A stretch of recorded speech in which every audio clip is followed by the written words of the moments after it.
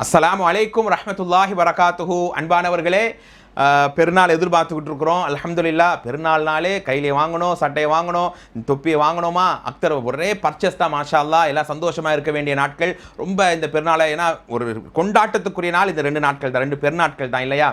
இந்த பெருநாளில் அல்ஹம்துலில்லாஹ் எல்லாரும் சந்தோஷமா, மன நிம்மதியோட, எந்த கோபங்கள் வெறுப்புகள் பகை இல்லாமல் எல்லோரும் சந்தோஷமாக பிற சமுதாய மக்களோடு இணைந்து கொண்டாட வேண்டிய மிக அழகான ஒரு நாட்கள். அப்படியான பெருநாள் யாரும் பசிச்சு இருக்கக்கூடாது, யாரும் ரொம்ப பசியில் வாழிடக்கூடாதுங்கிறதுக்காகத்தான் அதாவது பெருநாள் தர்மம், நோன்பு பெருநாளுடைய தர்மத்தை சதக்கத்துல் ஃபித்ர் நமக்கு அறிமுகப்படுத்தப்பட்டு இருக்கிறது.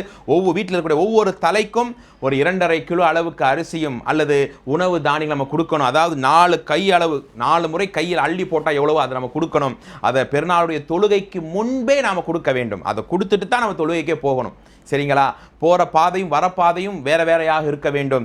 அந்த பெருநாளுடைய தர்மத்தை நீங்கள் யாரும் மிஸ் பண்ணாமல் கரெக்டாக நீங்கள் கணக்கு போட்டு கொடுங்க. அதிகப்படியாக கொடுத்தா அது வேறு விஷயம், தவறில்லை.